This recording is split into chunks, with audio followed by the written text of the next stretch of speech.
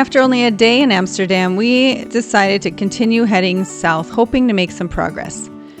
We ended up stopping in Calais, France, about 150 nautical miles away, which took us about 21 hours. Just the thought of heading out onto the North Sea again made us a little nervous. However, we couldn't have had a more lovely start. The sun was shining, the seas were relatively calm, and it was 18 degrees Celsius.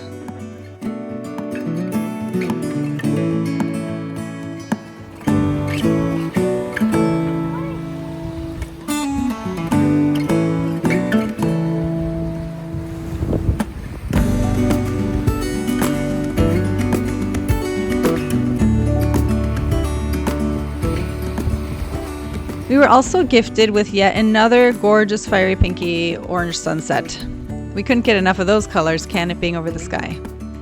We didn't imagine it could be this delightful on the North Sea. We were hopeful as the sun set and were heading into darkness, but that would soon change after making a simple, big mistake in planning our course. This would turn out to be a dramatic night watch and our worst sail yet. Marine Traffic's live ships map can show us all of the ships and vessel traffic in real time. As you can see, the area near the outlet of the canal heading to Rotterdam is extremely busy. Its port is actually the world's largest seaport outside of East Asia. This is a hotspot for container ships and tankers, sometimes referred to as giants of the seas.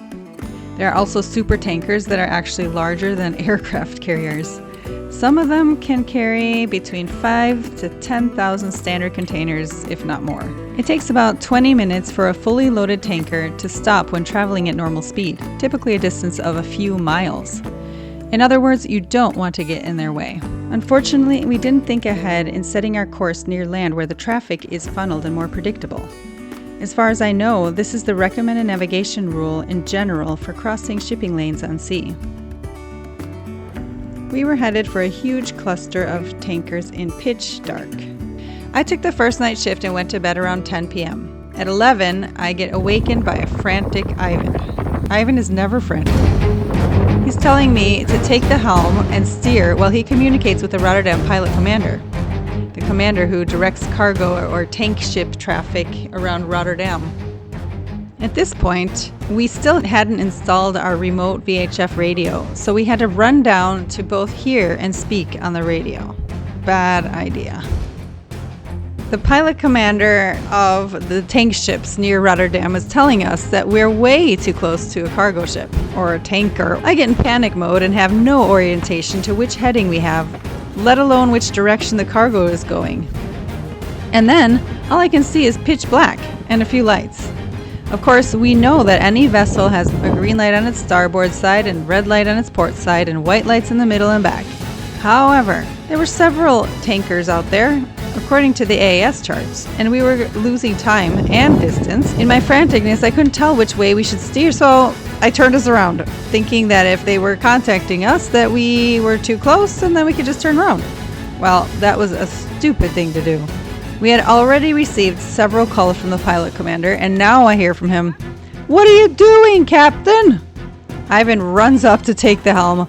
At that point, one of the tanker ships ends up shining his bright spotlight from his bow on our ship and just kind of confused us and disoriented us more. And he tells me to get on the VHF radio as they are calling us for maybe the 5th time.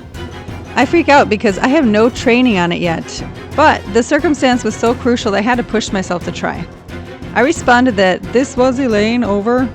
The man asked me if I knew that we were positioned in a very dangerous place right now, and that these tankers were coming at us at a speed of 13 knots. First of all, no, I didn't actually know that because I just woke up, and second of all, thanks for scaring me witless. He orders me to turn to pass the ship at its port to sail aft of the boat. I tried to repeat what he said to see if I understood. He replies, "Negative. We have to turn to his port and pass on his aft." I was so nervous. I tried to tell Ivan what he said, but there were so many cargoes and tankers out there that we weren't sure which one he was referring to. Help! In the end, the pilot commander told us to take down your sails and motor south as quickly as possible. We tailed it out of there. Finally, we hope we never have to find ourselves in that situation again. We could have gotten run over. To say the least, what started off as a beautiful summer evening sail ended up our worst night sail ever so far. When we wake, hear the birds and see the sun. Side by side our fears are done. Oh, the good times just begun.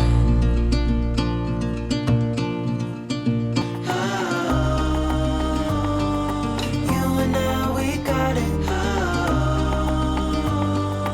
We don't need no more. Even in the hard times, you and I can weather any storm.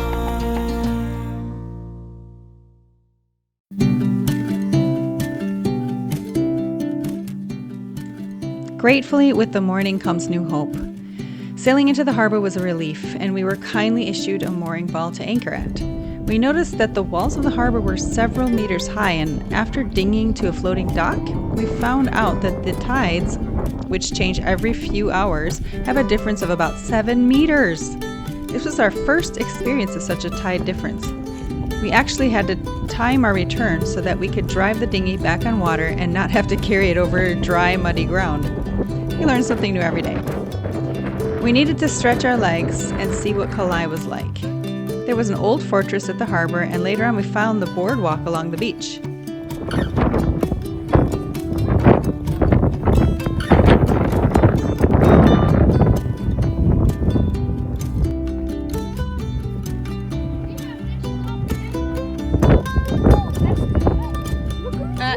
Ikke lene over med.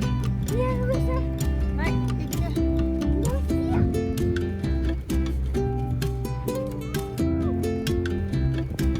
What did you find?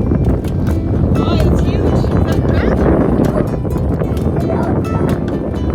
There.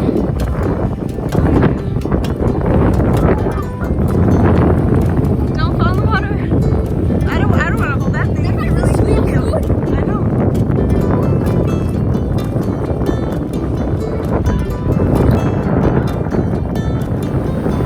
What's this?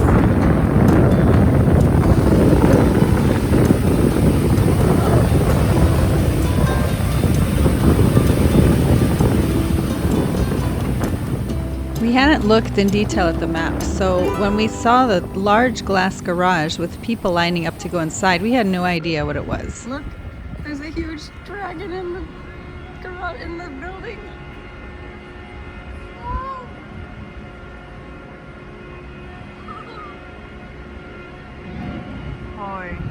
After observing, we saw it start moving, and after the people were mounted on the dragon's back, it began to walk or roll out of the glass garage. Oh my gosh, I sprayed them. They got water on them. Sprayed water from the mouth. Oi, you can make noises too. Oi! Oh.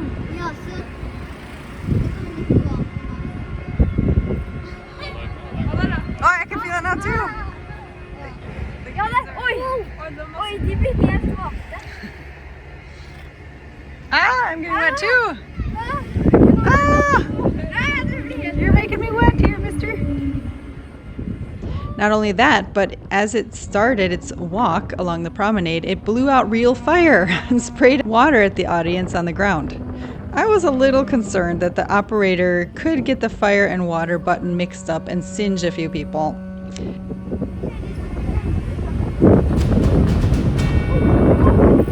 It's coming out. Oh my gosh. Let's move, you guys. Let's move. Get up.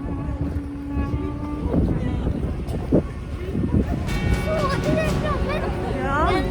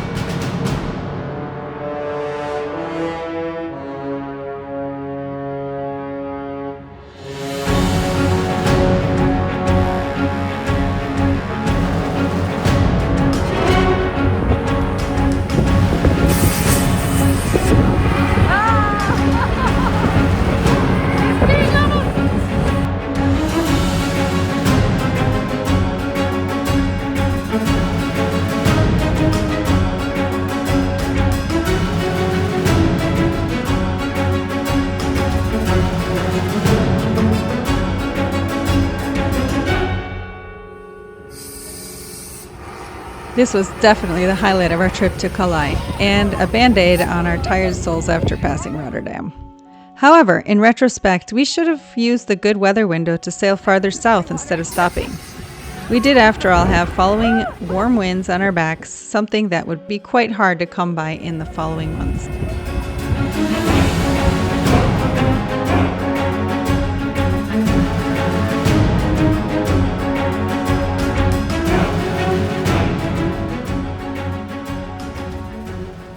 So the downside part of sailing and living aboard is having to carry all your groceries a long distance on foot, because we don't have a trailer wagon thing, because that would take up so much room in our boat. And then today we have an extra challenge of getting back in time, because the tide is a difference of 7 meters, I think, at least a lot of meters. And if we don't get back in time, our dinghy will be on the ground instead of on the water, and we'll have to carry it over to water where we can get to our sailboat. So that's the challenge of the day, and now we're tired. And we can't wait to sit down on the sofa and watch a movie and have some candy. And pizza, right? Sure, I'll take it. All right, we're almost there, guys. We can do it.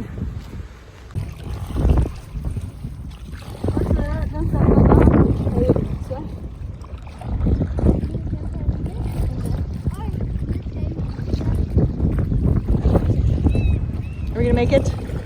I think so. What are we trying to make? The tide? I think we did it. The water sinks, what, 7 meters around here?